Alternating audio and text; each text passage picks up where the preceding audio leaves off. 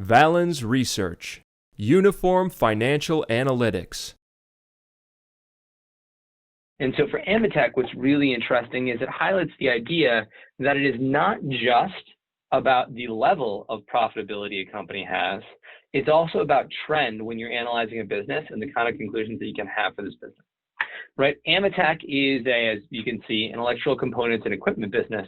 And right, what they do is they literally manufacture and sell those kind of equipment, right? So they're making things that go into advanced instruments that go into things like aerospace, power, industrial environments. They're also producing analytical instruments that go into places like pharma, oil and gas, et cetera. And what they're doing is, so you can imagine, they are directly tied in terms of their profitability trends to those industries.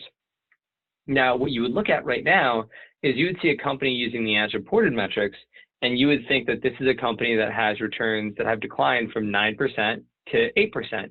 You'd say, oh, that's interesting.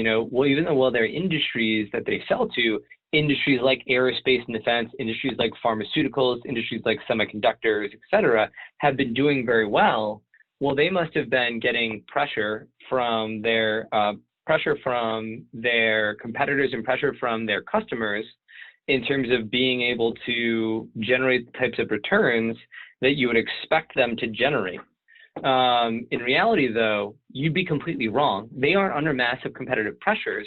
What you're really seeing instead of massive competitive pressures is you're seeing a company that has high returns, not 8% in 2016, but 26%.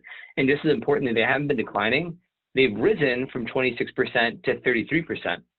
All of a sudden, when you're looking at a company with a 23 times PE, a premium valuation to what the market is pricing a company to do, when you're looking at that, you're saying, hey, this is actually an interesting business because, yes, the market is paying a premium, but a premium for a company that's improving, as opposed to you might think this is a screaming short if you look at as reported metrics, because you'd see a 24 times PE for a company with declining returns as they're seeing competitive pressures come to their space. Completely different conversation. And also, when you overlay that with the types of things this company is going into, this type of trend, right, supplying into those industries makes a lot more sense than this type of trend. Now, of course, it'll be disrupted this year, but the real question is, do you think that that trend can sustain going forward? Different conversation of, do you think they can suspend their improvements versus do you think that they can change the horrible decline they've had that the market's already pricing to convert?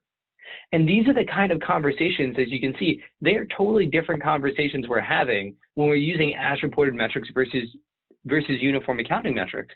We are literally misunderstanding corporate profitability trends, valuation trends, overall growth trends, et cetera, when we're looking at the distorted as reported metrics. Valens Research, the world's leading source for uniform financial analytics.